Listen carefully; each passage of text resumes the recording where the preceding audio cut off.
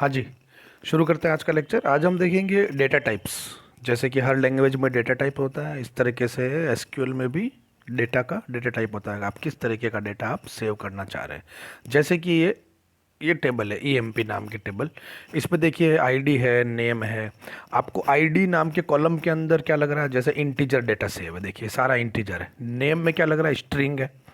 ये date of birth नाम का कॉलम है, डीओबी। इसमें क्या लग रहा है, डेट का है पूरा। देखो सारी डेट सेव है। सिटी जो कॉलम है, इसमें भी देखो स्ट्रिंग डेटा है। सैलरी में कौन सा डेटा है, वापस इंटीजर डेटा है। परसेंटेज में कौन सा डेटा लग रहा है आपको, फ्लोट डेटा लग रहा है। ठीक है, तो ये डेटा टाइप्स होते हैं। तो हम जब टेबल क्रिएट करते हैं तब हमें बताना पड़ता है कि जो मेरा कॉलम है, जैसे कि आईडी नाम का जो मेरा कॉलम है, इसके अंदर किस तरीके का डेटा आएगा। तो मुझे लिखना पड़ेगा आईडी के अंदर इंटीजर डेटा आएगा। तो मैं आईडी में केवल इंटीजर डेटा ही डाल सकता हूँ। अगर मैं स्ट्रिंग डेटा डालूंगा तो वो एक्सेप्ट नहीं करेगा। इसी तरीके से मुझे बताना पड़ेगा कि सैलरी के अंदर भी इंटीजर डेटा डालूंगा मैं। डेट ऑफ बर्थ के अंदर मैं डेट टाइप का डेटा डालूंगा, जो तारीख होगा। तो देखते हैं कितने तरीके के डेटा टाइप होते हैं। वैसे तो ये बहुत वास्ट है, लेकिन आपके सिलेबस में चले तो हम केवल बेसिक डेटा टाइप्स ही पढ़ेंगे जो आपके सिलेबस में है, और वो मैक्सिमम यही यूज़ आते हैं। तो सबसे पहले हम देखेंगे स्ट्रिंग डेटा टाइप। स्ट्रिंग मतलब ये, जैसा कि नेम सिटी में यूज़ हुआ था। ठीक है, तो स्ट्रिंग डेटा, स्ट्रिंग का सबसे पहला डेटा टाइप होता है कैर। इसको हम ऐसे लिखते हैं, कॉलम का नाम लिखो आप। ये कॉलम का नाम है नेम। कॉलम का नाम लिखने के बाद लिखो कैर, CHAR, कैर लिखो। और ब्रैकेट में आप लिखो साइज, कि कितने, उस जो आप नाम लिखोगे उसकी कितनी लेंथ होगी। ये मैक्सिमम लेंथ है कि भाई 5 अक्षर 5 कैरेक्टर्स तक का नाम होगा, 5 से बड़ा नहीं होगा, 5 से छोटा हो सकता है। तो अब देखिए मैंने क्या किया है, ये कॉलम बना दिया नेम। कैर में मैंने कितनी दे दी लेंथ। ये लेंथ आप कितनी भी दे सकते हो, 0 से 255 के बीच में। 255 के बीच में कोई सी भी लेंथ दे सकते हो। मैंने 5 दी। फिर मैंने उस कॉलम में जब डेटा एंटर किया तब मैंने वहाँ क्या डाला है, देवेंद्र डाला है। इसकी एक्चुअल लेंथ 8 है, लेकिन मैंने जब डेटा टाइप क्रिएट किया तब क्या बताया कि मैं 5 से बड़ा नंबर स्ट्रिंग नहीं डाल सकता हूँ, लेकिन मैंने 8 का डाल दिया। तो वो एरर देगा कि भाई आपने जो कॉलम बनाया है उसके डेटा टाइप में आपने ये बताया था कि मैं एक स्ट्रिंग डालूंगा कैर, जिसकी मैक्सिमम लेंथ 5 होगी, लेकिन आप तो जो एंट्री कर रहे हो उसकी लेंथ तो 8 है। तो ये एरर आ जाएगी। ठीक है, चलो अभी इसको मैं ठीक करता हूँ।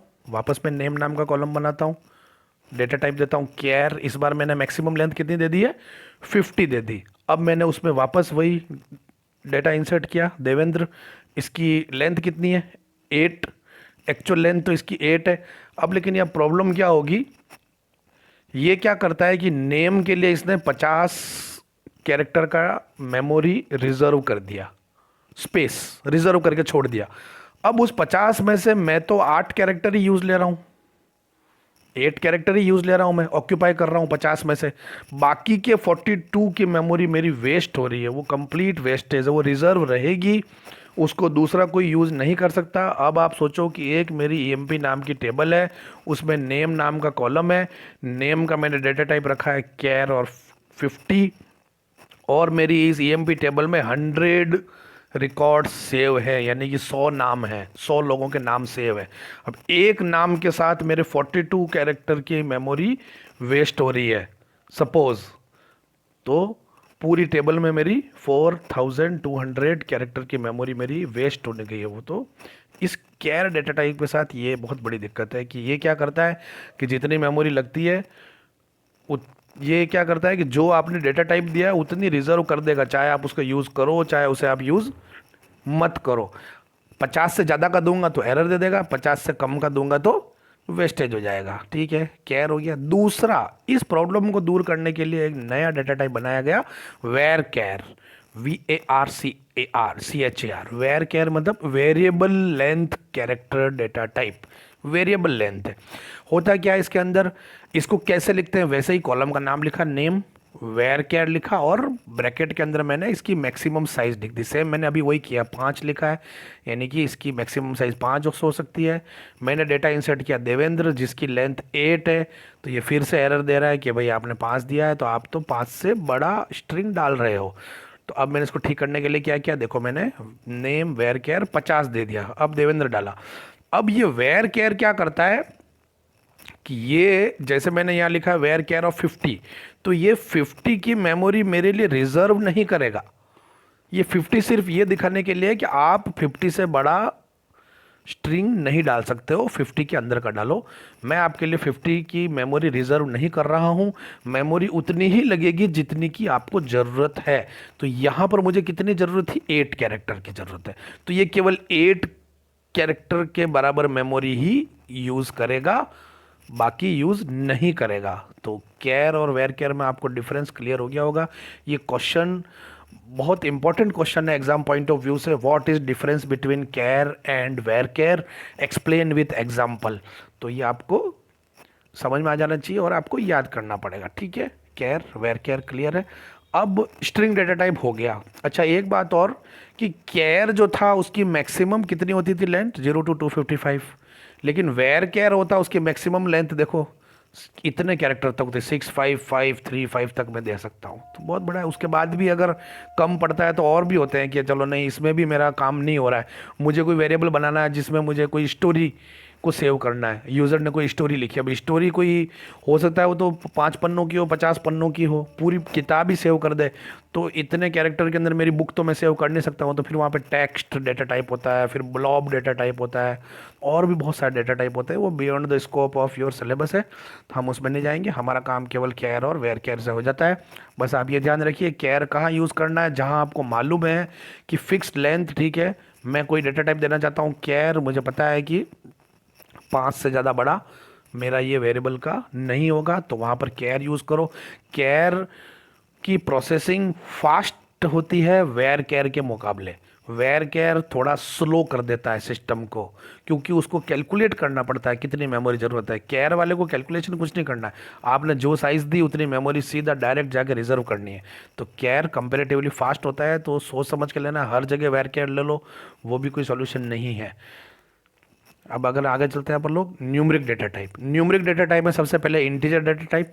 तो इंटीजर हमने देखा था कि मेरे इस हमने जब ऊपर टेबल देखी थी उस टेबल में सैलरी के अंदर इंटीजर डेटा टाइप सेव था।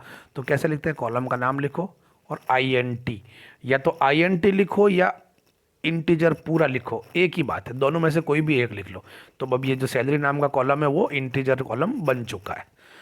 ये जब हम क्रिएट टेबल देखेंगे तो उसमें और आपको क्लियर होगा, ठीक है। तो इंटीजर हो गया है। अब आता है डेसिमल या float number, floating point number या डेसिमल नंबर। तो ये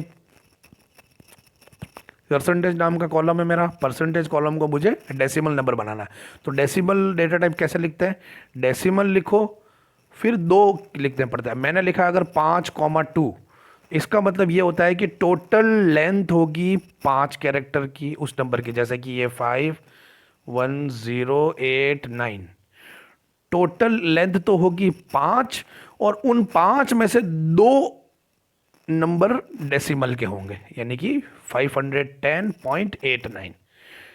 टोटल लेंथ 5 की, 5 में से 2 डेसिमल की। अगर मैं लिख देता 6,4, तो क्या हो जाता है कि टोटल तो लेंथ होगी 6, उन 6 में से 4 डेसिमल के होंगे, यानी डेसिमल से पहले केवल 2 डिजिट ही हो सकते हैं। तो ये आपको बताना पड़ता है, ठीक है। इसको मैं ऐसे भी लिख सकता हूँ फ्लोट 5,2 या डेसिमल 5,2, MySQL में दोनों यूज़ कर सकते हैं, एक ही बात है, ठीक है। अगला डेटा टाइप आता है डेट। डेट हमें सेव करनी है, तो डेट सेव करनी है। जैसे कि मेरा कॉलम था वहाँ पर एक डेट ऑफ बर्थ, तो सिंपल लिख दो, डेट ऑफ बर्थ था तो DOB, डेटा टाइप लिख दो डेट, DATE डेट, बस ये खत्म। यानी अब ये इस DOB नाम के कॉलम में आप केवल डेट सेव कर सकते हो। डेट सेव करने का फॉर्मेट क्या होता है, स्टैंडर्ड फॉर्मेट है MySQL का, ये देखिए।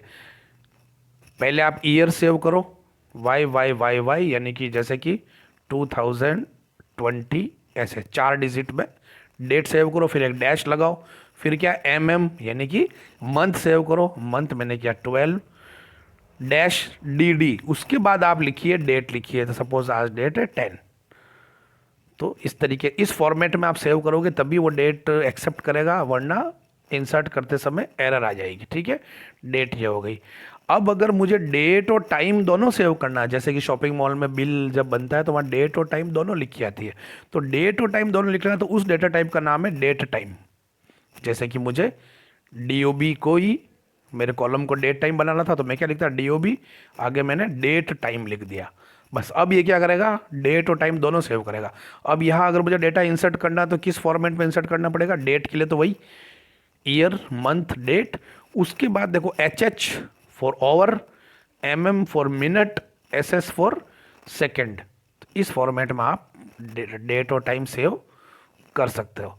अभी देखिए एक मज़ेदार बात यह है, क्या डेट सेव करने के लिए मुझे डेट डेटा टाइप ही लेना है? अगर मैंने लिया, मान लो DOB को मैंने ले लिया varchar, VARCHAR, varchar of 100 ले लिया, ठीक है। वेयर केयर का क्या मतलब होता है कि आप अब कोई भी स्ट्रिंग सेव कर सकते हो, ठीक है। तो मैं स्ट्रिंग बनाता हूँ 2020 1201 और इसको डाल दिया मैंने ब्रैकेट में, कोट्स में डाल दिया। क्या ये एक स्ट्रिंग है? बिल्कुल ये एक स्ट्रिंग है, वैलिड स्ट्रिंग है। यानी कि मैं अब इस DOB के अंदर ये स्ट्रिंग सेव कर सकता हूँ, ये स्ट्रिंग मतलब ये वाली डेट सेव कर सकता हूँ। तो ये डालने के बाद भी मुझे, अगर मैं वेरकेयर ले लेता हूँ तो भी मेरी टेबल में मुझे डेटा ऐसा ही दिखेगा। देखो ये ऐसा लगेगा कि जैसे कि डेट डाल रखी है, जबकि एक्चुअल में ये डेट नहीं है, ये एक स्ट्रिंग है, मैंने एज ए स्ट्रिंग इंपुट किया। तो यहाँ तक तो कोई दिक्कत नहीं आएगी, डेटा इंसर्ट भी हो जाएगा, फैच भी होगा। लेकिन प्रॉब्लम कहाँ आएगी, जहाँ पर आप डेट स्पेसिफिक ऑपरेशंस करना चाहते हो। जैसे कि मैंने हम लोग पाइथन में, जावा में पढ़ चुके हैं कि डेटा टाइप के ऊपर ऑपरेशंस बहुत इंपॉर्टेंट होते हैं। अगर आपने कोई इंटीजर डेटा टाइप लिया है तो आप उस पर सारी मैथमेटिकल कैलकुलेशंस कर सकते हो इंटीजर डेटा टाइप के डेटा के ऊपर, लेकिन स्ट्रिंग के ऊपर आप सारी मैथमेटिकल कैलकुलेशंस नहीं कर सकते हो। तो जो डेट डेटा टाइप होता है MySQL का, MySQL हमें प्रोवाइड बहुत सारे फंक्शंस प्रोवाइड करता है कि आपकी जो डेट है उसके अंदर 4 महीने ऐड करने के बाद कौन सी डेट आएगी तो ऑटोमेटिक आपको कैलकुलेट करके दे देगा। 2 अलग अलग डेट है, उन दोनों डेट के बीच में डिफरेंस कितना है। सपोज आपको आपकी एज निकालनी है, आज की तारीख में आपकी कितनी एज है, तो आपको सिंपल क्या करना है, आज की डेट में से माइनस करो आपकी डेट ऑफ बर्थ, तो आपको एग्जैक्ट बता देगा कि आज की तारीख में आप 16 ईयर्स 3 मंथ 20 डेज, ऐसा प्रॉपर आपको कैलकुलेट करके दे देगा। आपको डेट के अंदर से, जैसे ये वाली डेट है सिंपल, इस डेट में आपको निकालना है कि कौन सा महीना है, तो ये तुरंत निकाल के दे देगा महीना फरवरी महीना है।